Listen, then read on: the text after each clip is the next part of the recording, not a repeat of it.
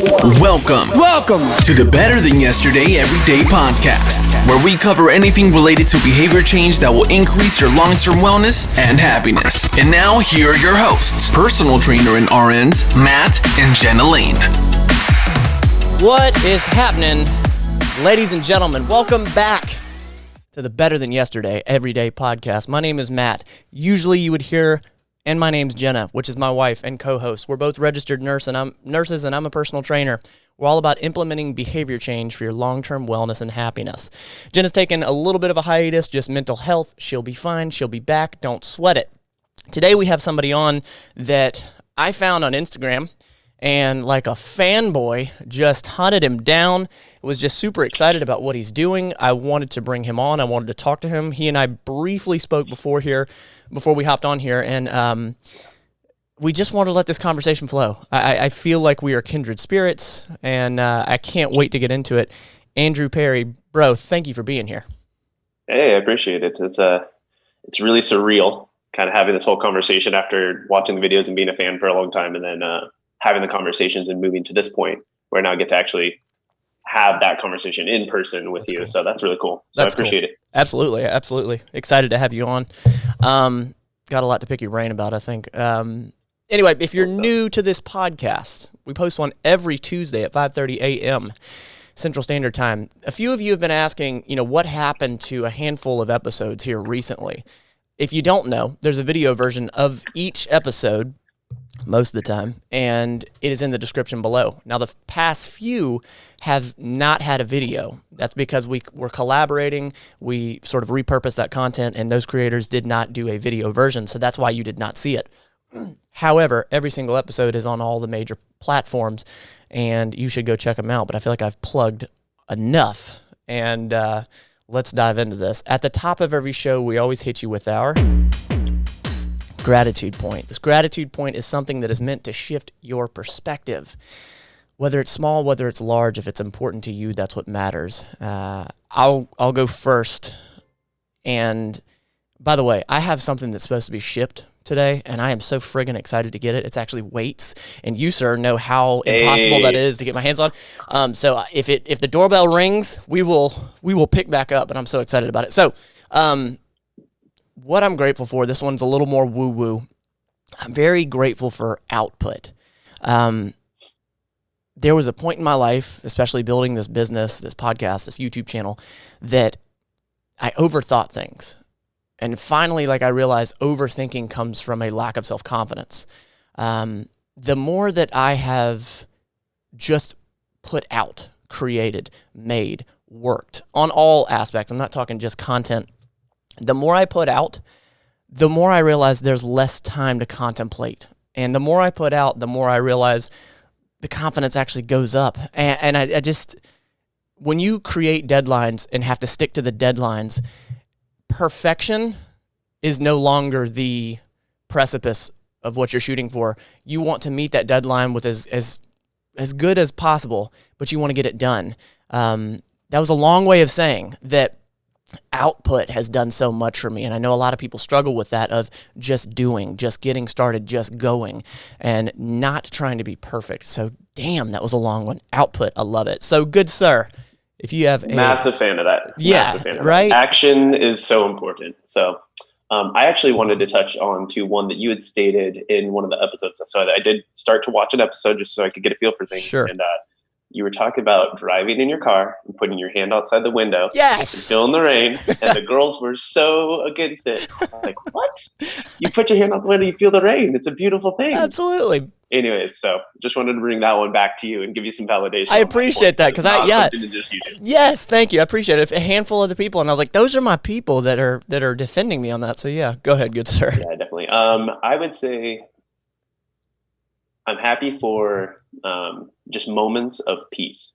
Okay. I had a really good moment of peace last night where I was just sitting out right next to our pool, looking up, started checking the stars. Everything got really quiet. There wasn't a lot of traffic. There wasn't a lot of noise. I'm in the middle of Phoenix. I'm in the middle of a really large city. Okay. And I grew up in a very small town. So I had this moment of just complete silence and peace. I was like, this is just beautiful. Yeah. And it just struck me that it was like one of those, I love those moments where you can see it, feel it, and understand it. and recognize it and then just accept it. So that was mine personally. I knew it. I knew you were my friggin' person, bro. I knew it. Well, hell yeah. That's big. I love it. So yeah, it was great. It was fantastic. You listening, you can do the same exact thing right now, and I encourage you to hit pause, think of something that you're grateful for. Again, it can be smaller, it can be as woo-woo as I went. Yeah, but let's dive into this. Who are you and why are you? Like, what are you about? Why am I so attracted to this guy? Oh, hey, you are married, good sir. My name is Andrew Perry, like I said. I'm actually a full-time gymnastics coach. I spend the greater part of all my days and all my mindsets thinking about how I'm training my athletes. We train them from 18 months in the youngest classes through collegiate level athletes. I've had athletes that will come back and coach for me. I mean, we literally take them from the smallest of children all the way through being the best of adults that we can. Okay. So I've been at my program, the current gym that I'm at, since 2006. So I've been there for a very long time. Yeah. And then I had worked at 2 programs prior to this. Golly. So why gymnastics? That was not my choice. I walked into the YMCA up in Prescott. I'm from Prescott. It's a little small town up in the mountains. Population about 31,000, I believe, when I was in school there. Okay. Walked into the YMCA to get a desk job, basically, for a facility that had a climbing wall on one side and a gymnastics gym on the other side. Okay. And they had just filled the position pretty much the day I walked in. I had done some coaching of basketball with the youth leagues through the YMCA. They heard I was good with kids, and they were like, "Do you want to work in gymnastics?" I said no. So they got some of the cute girl coaches to come over and ask me if I wanted to work in gymnastics. I said yes. Tactics. They were smart. Okay. They were smart. Yeah. And I, at that point in time, had started coaching men's gymnastics is what I started with. Mainly, I was doing some recreational classes and stuff like that. Move forward a little while. I moved out to Florida. I moved to Orlando for a little bit. Okay. There is a facility really close to my house, and they only had women's gymnastics there. So I started to get into coaching the women's side of things. Really started to like it. Really started to challenge me. At the same time, had decided that I wasn't going to be going to school for what I wanted to be going to school for. Left Florida in a day, drove back in a day, packed up, and just straight shot it all the way back to Arizona. Wow. I just wanted to be back. Wow. That was crazy. When I got here, started coaching women's gymnastics, and then it just flowed. It just worked. My brain worked. The challenge was there. The validation was there. It's just an amazingly beautiful thing to be doing on a daily basis. And so I pretty much haven't worked a day in my life since then. Damn. Okay. So, yeah.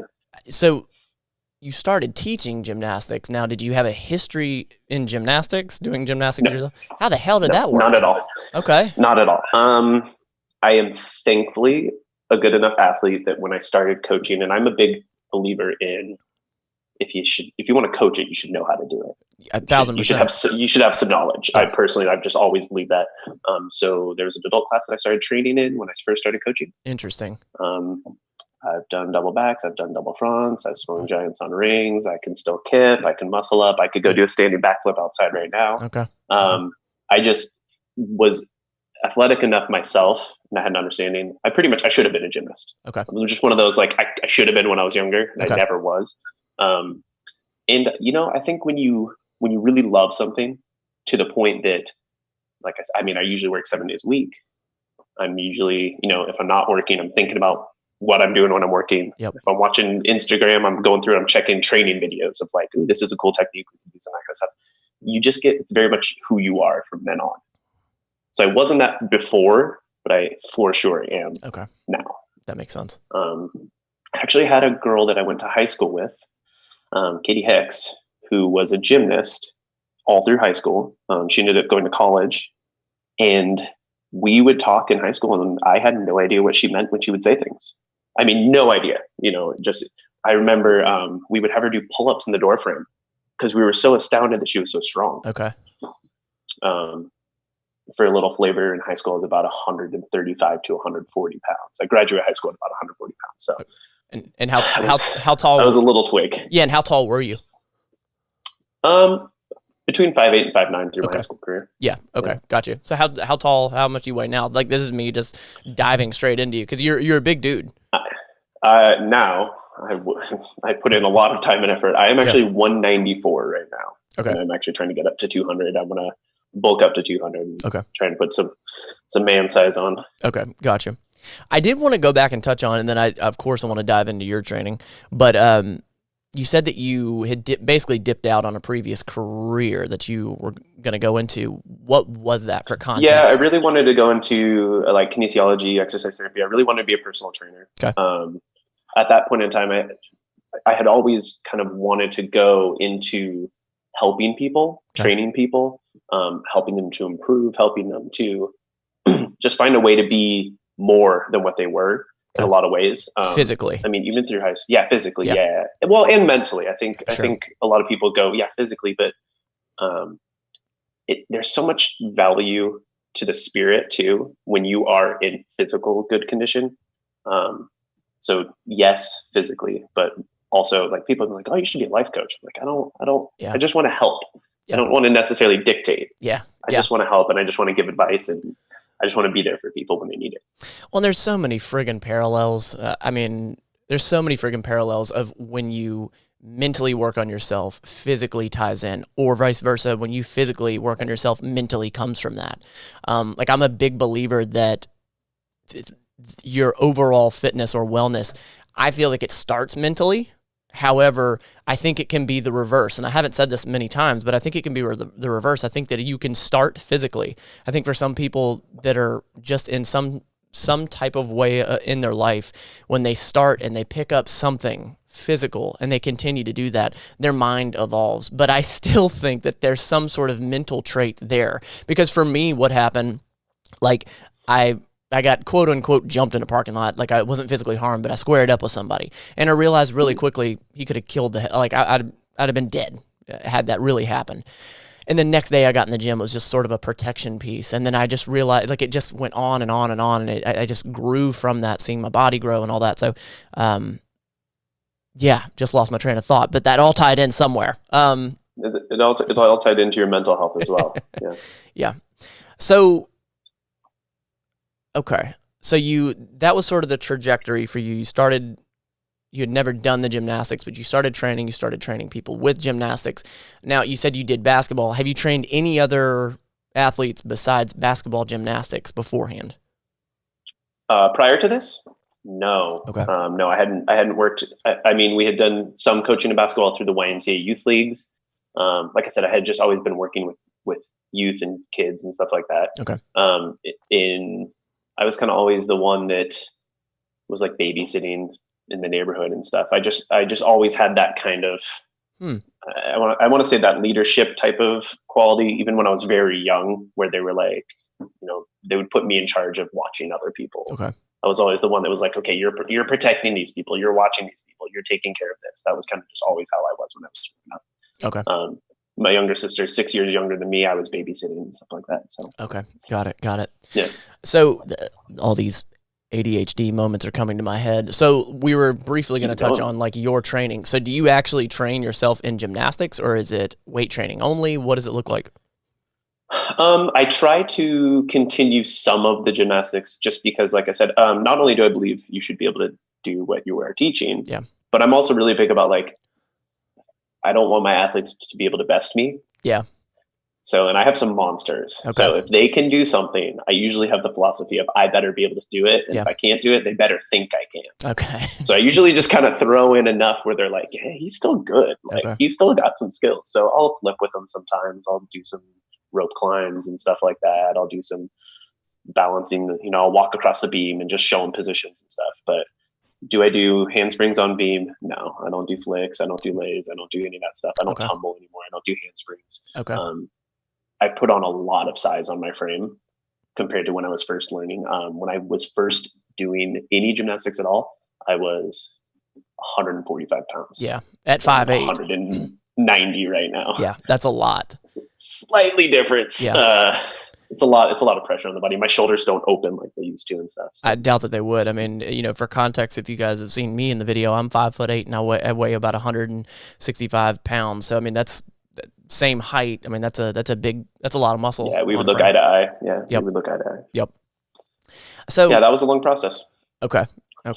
So, well, and tell me this, like, sort of backing up a little bit, how did you find this? Like, how did you find the Matt Lane Fitness channel? Because you had reached out to me on Instagram, which, like, I always think that how'd you find us? Well, I mean, the big one was my friend watches Star Wars. That's where I first found, everything. Sure. I think that's a lot of people have that same. Correct. It was obviously massive. And that whole story was really intriguing to me. Also, your guys' dynamic was really intriguing to me. Okay. I grew up super nerdy. Okay. Super into comic books. I'm an avid fan of comics. I mean, I had boxes of collections and they were all leafed and filed and everything. Every action figure under the sun. If it was pop culture in the Star Wars way, I would watch it. If it was, I actually have a friend that wrote some of the Star Wars books that I know from up in Prescott. Really? Alan Richardson. Yeah. Shout out. So I was really on like the Holden Hardman side of the equation. Sure. Obviously with all the fitness and stuff like that, I was really on the Matt Lane side of the equation. Right. And then seeing you two kind of come together and seeing the different like ways you were talking about it, I was like, ooh, I can get with this because I know both sides of that. Like I felt like you guys were both sides of a coin that I'm like was very connected to. Interesting. Because I could see both sides of the equations. I could see both of the wheels turning and go, oh yeah, I understand that. Holden gets mad at you for this was super comic book accurate. And you go, I don't care. And I go, oh, you kind of see that sometimes. But then also there's things where I'm like, no, dude, that was perfect. What are you talking about? Yeah. Like the whole Winter Soldier thing. I was like,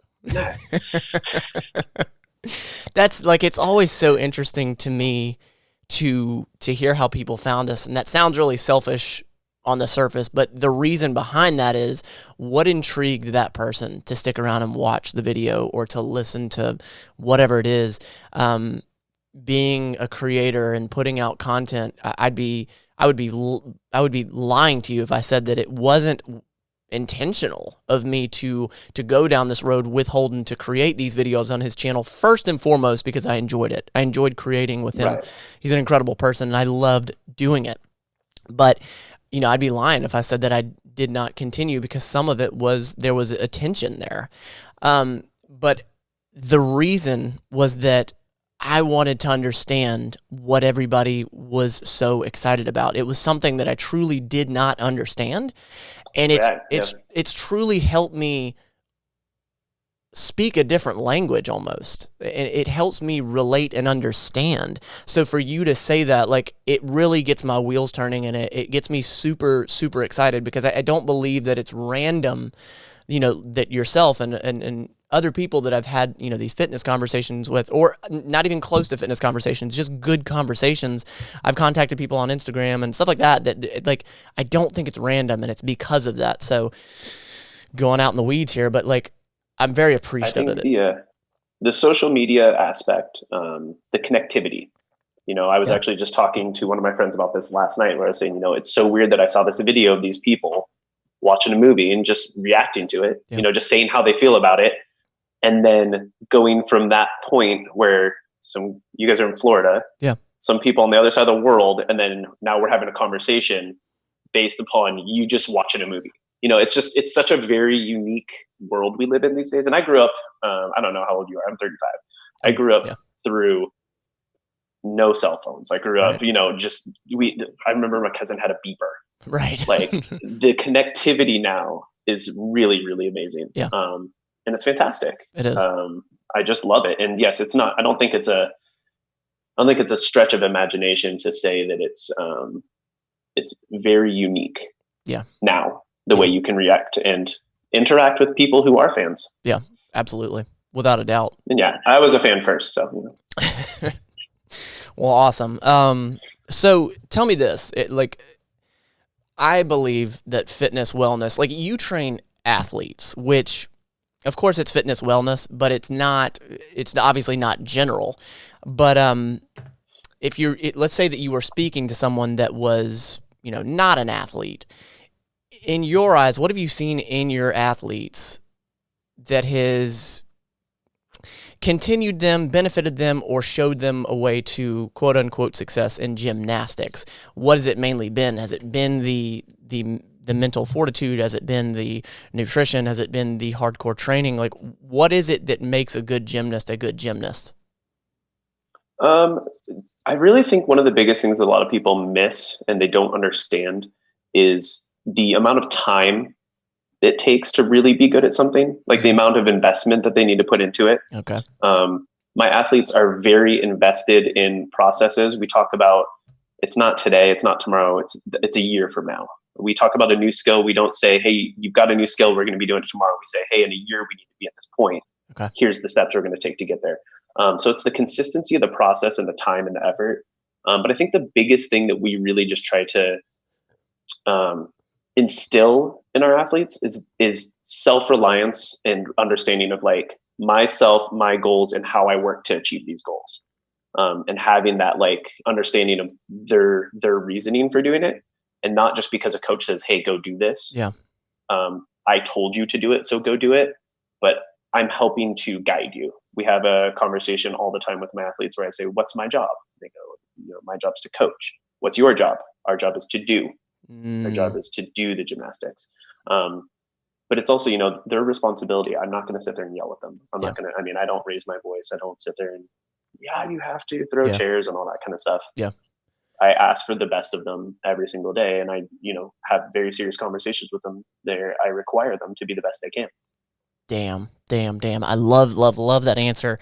Like what popped out of my head about everything that you just said was the terminology that you use as far as we're not going to be, this is not the new skill that you learned we'll be doing tomorrow. It's in a year from now. You set like an expectation of understand like baseline. This is going to take a long ass time. And you're right.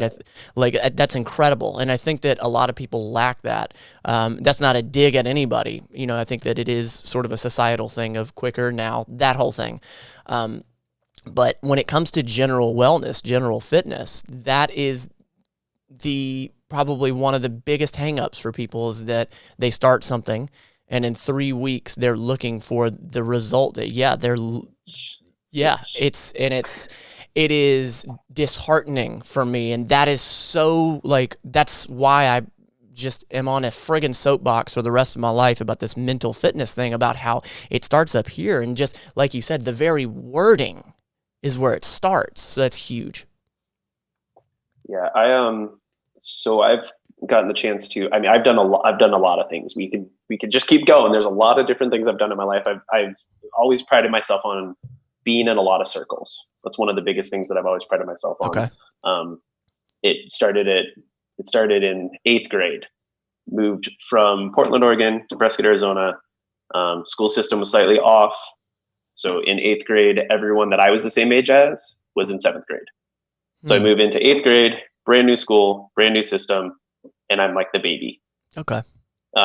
Also my cousin who, moving into a new place, your cousin's going to be your best friend. Sure. My cousin, who's my best friend, and all of them, they're all younger. 8th grade finishes, and then what do? We go to high school. Once again, change, start over. Yeah. New people, new faces, all this new things. So I had made a decision right then and there to do everything, try everything, be a piece of all these different things. Find as many different things that I was able to do, try them all, see how I do in them. And like I said, I thankfully was able to pick up things quickly. That's just who I am personally. I'm able to pick things up quickly. But it also allowed for me to figure out, like when I started coaching after high school, I knew that I was gonna coach for forever. Like it was because I'd done so many things building up to that point, it was very easy for me to see this is what I love. Damn. Like it's not just another thing I'm doing, but this is literally what I love. I'm gonna do this all the time. So same with fitness. It was really easy for me to see. I just wanted to be in the best shape I could possibly be at all times. And I also just always wanted to grow. Damn.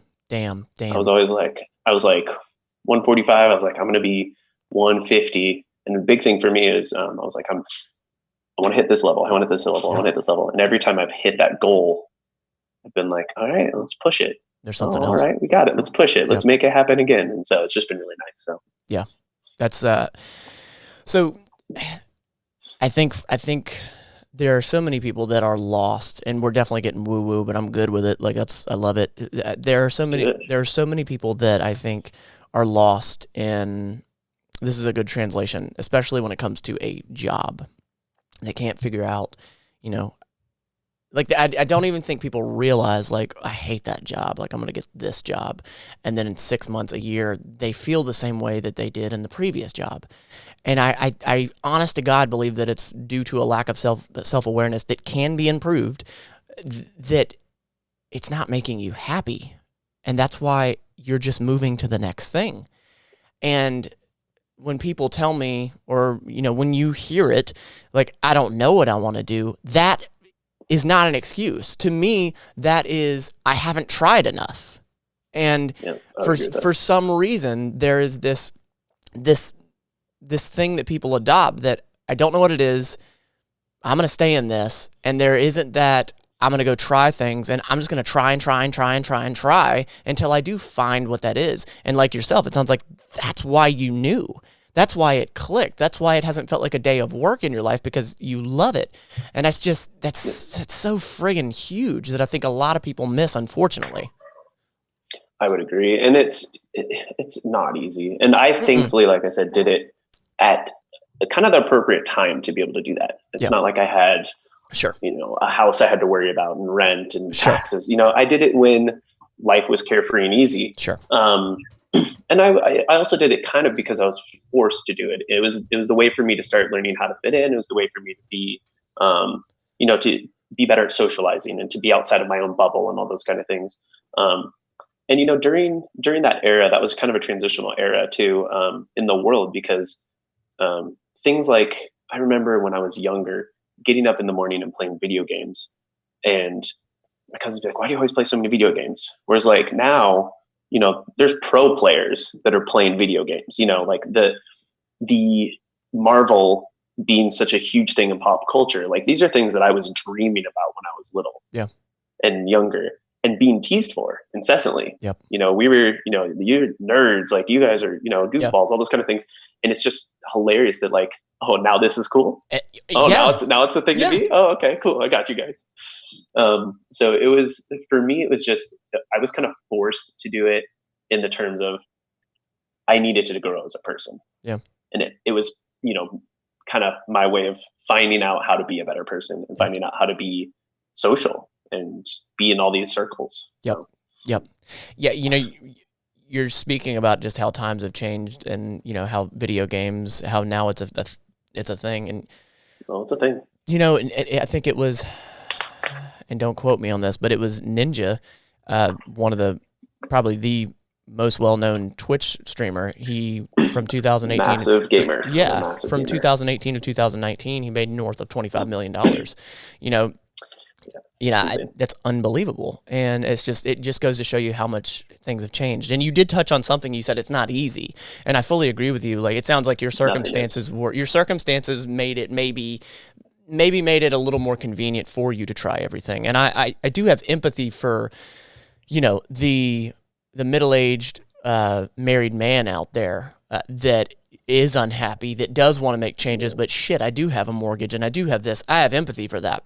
I'm not saying it's going to be easy, but there are options, and that staying in that unhappiness just because you do have responsibilities is not an excuse, because I can't, like, I see regret in that with someone. And that is one of my losing my loved ones, losing my parents, losing my wife, losing the loved ones, the ones that are close to me. That's one of probably the dogs. Oh my God. So that's probably the most terrifying thing. Real close after that is regret. And when I see people that are unhappy that I interact with fairly regularly, I keep my mouth shut, but it's so difficult for me to be like, how can we get you out of this unhappiness? Because I think about how you're going to get to the point where you're 75 years old, 80 years old, and you can't change it. You can't. Like, the sand in the hourglass is running out at that point. And you can't live with regret. That fucking terrifies me to get to that point and to live with the regret. And unfortunately, I feel like that is a system, and it's a system, right? You go high school and everyone's going, okay, what college you go to? You go to college and everyone's going, okay, so now what are you going to do? What's your job? This is who you are. You got this degree, ready, go into the workforce and stuff like that. Yep. And I think it's really easy to make your path. And then you have to realize, you think about this, 6 years later, 7 years later, and you're still in this path that you chose when you were 18, 17, 18 years old. And I don't know about you, but when I was 17, 18 years old, I was not that smart.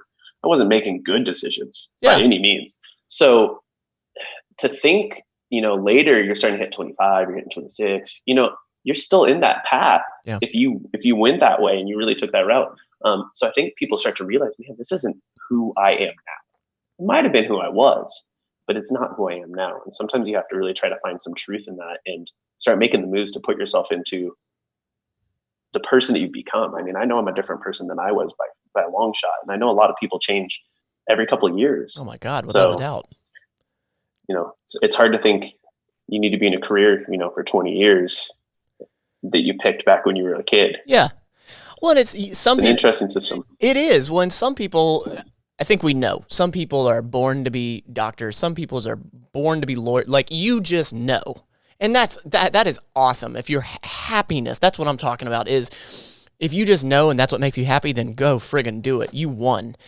But to sit in something for either the fear of change or because you think change is wrong or you're being told that the change is wrong. Like, I remember hearing when I was a kid, some of my family saying like, oh, so-and-so quit what they were doing to go do something else. And that negative stigma that even my own family put on it. And then I internalized and believed, I was like, yeah, they're an idiot that they'd give that up.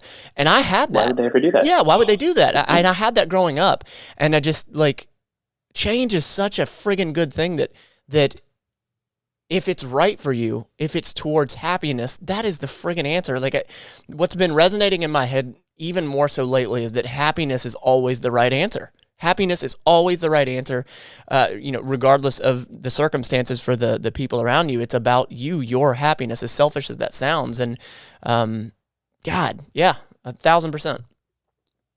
Yeah, I am. I mean, I'm definitely joyful. I've always kind of been smile first kind of person. I worked security for a really long time, and every single night someone would be like, "You are the happiest security guard I've ever met." And I try to interact and bring positivity towards people that I meet, and try not to bring just even that vibe, like just that like thought process of like, let's all be down here. Yeah. Even in hard situations, I try to bring it up and try to take control of it and try to get it to, come back to a smile on the face. I think it's an important thing. I mean, obviously you can't see them these days because of all the masks everywhere, but I still try to, like even just have that body language that says, I'm happy, like everything's fine, like we're good. Yeah. And I think, I was walking around the store the other day and it's like, you could just feel how stressed everyone is. Like I was walking, people were like not saying, no one's saying, excuse me. No one's even talking to each other. They're just shoving their carts through and everyone's kind of like in this really frantic energy. And we were just walking through, getting some drinks to go to the pool. And I was just like, everyone just like, it's good. Like, let's just have a good day. Come on, people. Yeah. But the world's stressful right now for some humans. So I know this is a hard time to start thinking about trying to change your life, try to do what makes you happy, but do it, because don't make excuses. Just do it. I think that right now is probably, I mean, in recent history, especially for my life, right now has been the most pivotal time. This is the time that people have had the most time to themselves with quarantining and just, I don't know. I think right now is a perfect time, and it's been a difficult time for everyone. I don't take that away, but yeah, and I do want to touch on something. So I think I've mentioned it on this podcast before, but the real human moment. So I have a friend, Craig Kahn, that I'm trying to get on this podcast at some point, and he has a very infectious personality, very happy spirit, and he is the type of person that smiles first, just like what you were talking about. And what you were just explaining is what popped in my head. there's this thing called the real human moment that I've seen him do and that I have picked up from him. And it is when you're in the elevator, when you're in the grocery store, whatever, you make that intentional effort to break that awkward silence, not because it's awkward, but because it's the right thing to do. It lightens the air. It's so much better for the both of you, and it's better for your heart. You walk away feeling lighter. You walk away feeling better. And it's that real human moment where, somebody gets in the elevator and there's dead silence between all three people standing there. And then my friend Craig, he will pick something that everyone can laugh at, and most people do.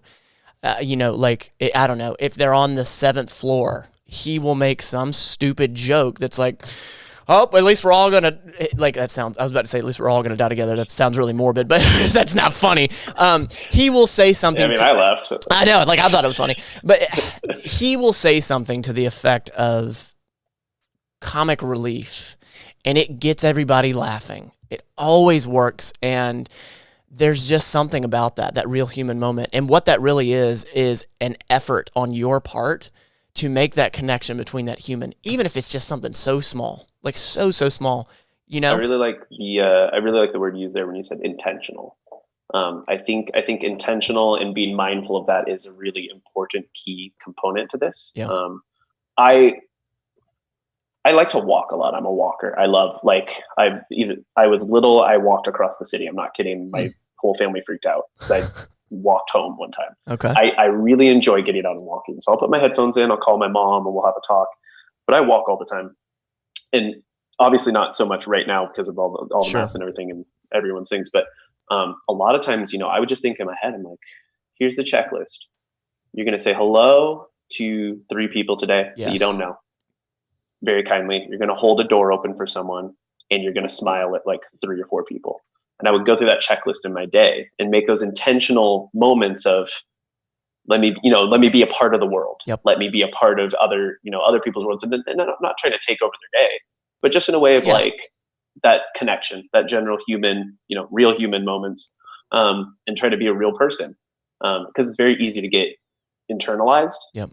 And just be your own and think about your own thing and, put your head down and think about this and this and this. And sometimes when I do that intentionally, it allows me to just kind of be more observant of everything going on around me as well. Yep. So I'm looking for someone to say hello. Yep. Yep. I'm the guy walking down the street. I see some random dude sitting at the bus stop. I'm like, what's up? Exactly. It's just, I don't know, maybe I annoy him, but I like it. Well, yeah. Leave me alone, you weirdo. Yeah, exactly. I think there's some people it works, some people it doesn't work with, but it's easier to get in that elevator and take your phone out and look at it, or, look away or look down or play with your finger, pretend like you're, oh, hey, I got a call. And you didn't get a call. What is this? Yeah. And it's so much easier to do that. But I don't know, there's something about that. And I think that it, of course, does good for the people that are there in that elevator, but I honest to God think it does even more for you, that you being the person that delivers that. I would say I'm fairly good at that. Depends on the day. It also depends on if they're pretty. If they're pretty, I have a tendency to just I gotta look at my phone. I gotta avert, I don't want to be too avert right now. Yeah. I still have that old nerd head on for some of those things. Yeah, I love that. I love that. I could talk about that this whole podcast, that real human moment. Well, since we were, I appreciate those things a lot. I love it. And my mom's she's always done that, and I've always noticed that. And but Craig has always done it really well. So we were on the topic of happiness, and I always ask this when it's applicable. What is your definition of happiness? There's no correct answer. There's no wrong answer. It's subjective, and what it is to you. What's your definition of happiness? Well, there's definitely a very specific feeling that I know is that happiness feeling. And I can tell you that's the feeling I feel when I see a really good friend that I haven't seen in a while. That's the feeling I feel when I walk in the room and my dog freaks out and comes over and just cuddles up with me. I know that's the actual feeling of happiness that I would describe. But to me, I think happiness is a comfort with the decisions you make and who you are as a person. I think the happiness comes from, I don't want to say confidence, but it kind of feels a little on the terms of confidence of just an understanding of yourself. I say it all the time. I'm not worried about what other people think. I'm loud, I'm weird, I'm goofy, I do weird things, I'm silly. my roommate said it best because she saw me working with kids for a long time before I lived with them. And she said, I just thought you were just being silly just to keep the kids happy and keep them positive. She's like, but you're really just a very goofy person. Like, that's just who you are. And I used to have a nice big old beard, and I'm not a huge guy, but I'm an in shape human. Sure. So I think I also was always kind of trying to be happy in the terms of like, I was always comfortable with who I was, and I want to be me and whoever I am. And so I'm happy because this is me. Like, I don't care. It's just silly. That's my happiness personally. That's a damn good, in my opinion, for myself. I think that's also a damn good answer. Again, thanks. It is subjective. So for you listening, I hope that you press pause and press pause in a second. Define happiness for you. What is it to you? Now press pause. Go think about it. Okay, you back? Awesome. Well, this has been awesome, man. What I did want to do is I wanted to plug, what you're doing, and I wanted to also ask, what's next for you? What are you working on? One thing I never even clarified was, is this your business? Is this something like, what is this that you're doing, gymnastics and all that? The coaching, yeah. So I direct the entire program. I run the women's program, I run the recreational program, and I run the preschool program. Okay. And the owner of the business runs the men's program. Okay. So we work together in partnership on how we, navigate all the things on a daily basis and stuff like that. Yeah. So, I'll be there until I'm old and gray. So it's my world is what it is, really, when it comes down to it. On the side, what I'm doing, plugging, Southwest Gymnastics Training Center, that's where I'm at. Okay. It's in Tempe, Arizona. Anytime you guys come to Arizona, you can feel free to come by. We can get a workout in. Heck yeah. Show you guys. We'll get you to flip. You want to flip? Heck yeah, I want to flip. I have no idea how to flip. We got a nice big old pit. Listen, I taught my brother how to flip. My brother's about 220 pounds when I taught him. He was about 6'4" at the time. We'll get you flipping. Don't worry. Hell yeah. All right. I'm gonna hold you to that. If we're in Arizona. That's easy. That's light. Hell yeah. I can teach 6-year-olds to do it. I can teach you to do it. I'm writing that down. Yeah, that'd be rad. I would love that. Appreciate it. Yeah, for sure. Well, guys, all the links will be in the description below, the website, his social media, everything that he's comfortable with plugging. Get me on those socials. Yeah, I'll throw out my socials for sure. I do some gaming on the side. I actually broke my Xbox, sadly, but I'm gonna once I get that, I'm probably gonna purchase the new one, get that up and running. I might do some streaming as well. Okay, cool. Now, one thing I didn't check. So as far as streaming goes and whatnot, do you have a YouTube channel, Twitch channel, something like that you're trying to grow? There's just so Muscle Gaming USA is my Instagram handle. Okay. Muscle_Gaming USA, and then that will be going into everything once I get it up and running. Yeah, that's gonna be my jam. So I'm going to try and do a little bit of both sides of things. Okay. I'm actually right now starting to work on the Instagram stuff. I've been finding people that want to see workouts, how I do workouts and all that kind of stuff. Okay. I've been working out from home. You can see I've got my weights. Yes, indeed. Sitting here. I actually had my buddy over yesterday. We had a little just here. This is kind of like my little training area right now. So I'm going to do some videos for training. I'm going to probably start putting up some videos for some more specialized things, like, for instance, muscle ups, something that I know a lot of CrossFit athletes would like to utilize, that maybe don't know how to do it. Variations of how to do it on rings, how to do it on bars, how to build strength for those kind of movements. Like I said, I just want to put out information to help anyone who needs it. If I help one person with information, then it's worth it to me. Gaming, I want to game, and if someone wants to watch it and they have a good time watching, and they enjoy that thing, like I said, one person does it, it's good enough for me. I've got my job, I've got my career, I've got my hobbies, I know who I am. I don't need anything added to this. Okay. I just want to be out in the world more. Okay. I love it. Well, I'm gonna be checking in on you, good sir, on that, because as you know, that's kind of my world. Well, this has been awesome. I was 1000% correct in what I felt in you just through social media, and I said at the top of the show, I told you before the show that you just get a feeling about people. You can sense it. I had never spoken with you, and I could just feel it about you, and I was so damn right, because we hadn't talked. but 5-10 minutes before we hit record on this. So what you guys are hearing is us getting to know each other, and that's exactly how I wanted it to go. I thought this was a great conversation. So is there anything you want to add in closing? I think your guys' video came out yesterday, huh? Wait a minute. Yes, today is Sunday. That's right. Yeah, I'm so far. I need to go watch that. I'm so far ahead right now. So like, I'm waiting on Holden. It is 11:30 here, and he's gonna be here at noon. Jenna's in the kitchen. Okay. Yeah. So like, we're about to start shooting right after this. So we are always like one video ahead of everybody else. But yes, right. Yeah, I figured. But at the time of recording this, yes. So yesterday we put out. Jenna, what video did we put out last week or yesterday? Ant-Man and the Wasp. Good Lord. Yes. Ant-Man's yesterday. Okay, cool. Yes. Awesome. I'll watch it. Yes, it was a fun one. I didn't see it. No, I just wanted to say thank you very much for giving me the chance to come on and have a conversation with you. It was really actually nice getting to meet you and having this chat. Like I said, I love your philosophy on a lot of things. I love the way you look into the movies.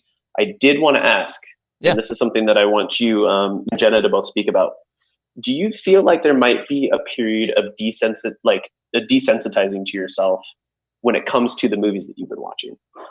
Because I've noticed as you've gotten more and more into the nerd culture, it's almost like you also started liking the movies more and you were accepting the movies a lot more. Yeah. So I wonder, with this whole path and, the pathos with all the Marvel movies and stuff like that, are there any movies you might go back and look at and think about differently now? Because I know originally, like a lot of the stuff, like the crazy fight scenes and these kind of things were just so much for you. Sure. And it's funny because arguably, Infinity War, these kind of things are the most absolutely batshit nuts movies. Yeah. There's so much movie in those movies, but you're going, oh, this is great now. So I feel like it's almost like you got desensitized. Yeah. And started to enjoy that part of the process, started to enjoy the comic books, and allowed yourself to suspend disbelief and get into the things more. And I think it's changed the way you also watch the movies. Yep. I think Would you agree with that? Okay. You're 1,000% correct. And that's it's been a very interesting arc. And a few people have joked about that, like Jenna and Matt, and like our arc in this has been, the greatest arc. But it's have a good story. And it's so true that, like, I'll tell you right now that Black Panther will be a movie that I absolutely rewatch because I enjoyed it that much. I think that there is this, Star Wars was the start of all this, obviously. And it's obvious why that one got so much not accepting from me, because that was sort of my start at it. I still feel like if I went back and watched Star Wars that I would feel very similar to it. I just could not resonate with it. I could not get invested. The thing about Marvel for me is that everybody has it's so character driven, and I understand that Star Wars is character driven. I get Star Wars. Yeah.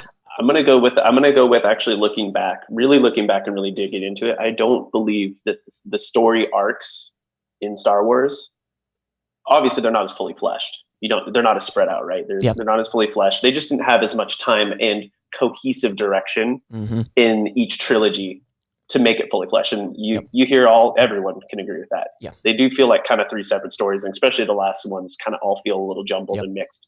But they also didn't have a cohesive, someone wasn't guiding that ship. Yep. Marvel, someone's guiding the ship for sure. Whether you love Marvel, you hate Marvel, that's fine. That's up to you. Yeah. You can't agree though. It's going somewhere. There's this very definitive, and for you, the way you speak, about character, I think it's really easy to see that you enjoy that character development. I don't think that was as present in Star Wars by any means. Correct. And I think that sort of character piece, I think I've picked that up when I started noticing these bygone gym moments, those moments of quotes, and I was like, oh, like there's something there. So I owe Star Wars that's where that started, and I think that's what's benefited the rest of the movies, because that's what I look for. I think that some people look at movies as just pure entertainment, and then there's psychos like me that want to like gain value out of it. It's sure entertainment, but there's like, if I can get some good out of it and walk away from it, that's sort of my entertainment, if you will. That if I'm getting good from it, I don't know, I enjoy it. And yeah, we absolutely are desensitized or more mature viewers. And that's what's been so friggin' interesting to me is not only have I now understood a different culture, I'm speaking a different language, but I am enjoying this language. And it's been really interesting. It's been really fun. And it's just been so friggin' unique. But yeah, I think you were spot on with that. Yes. Yeah, it just seemed like an easy parallel to draw towards in the way your arc has gone personally for you guys. I think that's it for me, man. It was fantastic. Heck yeah. Well, I don't want this to be the last time you and I speak. I please, always, and I usually whenever we're off of the podcast, I say this, but I don't give a damn.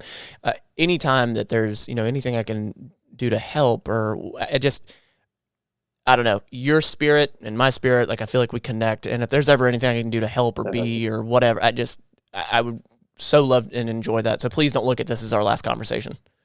Perfect. Yeah. And like I said, anytime you guys ever come out to Arizona, any of you guys, that's extended to everyone. You want to come learn how to do some cool stuff, we'll teach you. I got you. We get a workout in, whatever you want. I'm going to take you up on it. Well, hang tight. I'll talk to you here in a second. And guys, thank you so much for being here. I truly appreciate it. I've had quite a few comments. Jenna's fine. She's just taking a little hiatus. Mental health. She will be back. No big deal. I didn't say it at the top of the show. If you do want to support us on Patreon, you can do so by going to Patreon. There's going to be a link in the description below. Basically, it gets you access to things before it comes out, exclusive stuff, polls, all sorts of blah, blah, blah. You don't have to pay for our content. You're not losing anything if you don't go do that, but it does help us keep the lights on and produce better and more content. So thank you so much. I truly appreciate you. Guys, we'll talk to you next week. This has been the Better Than Yesterday Everyday Podcast. We want to thank you for listening and invite you to subscribe to the show as well. And follow Matt Lane Fitness on YouTube. Until next time, you don't have to be perfect. Just be better than yesterday every day.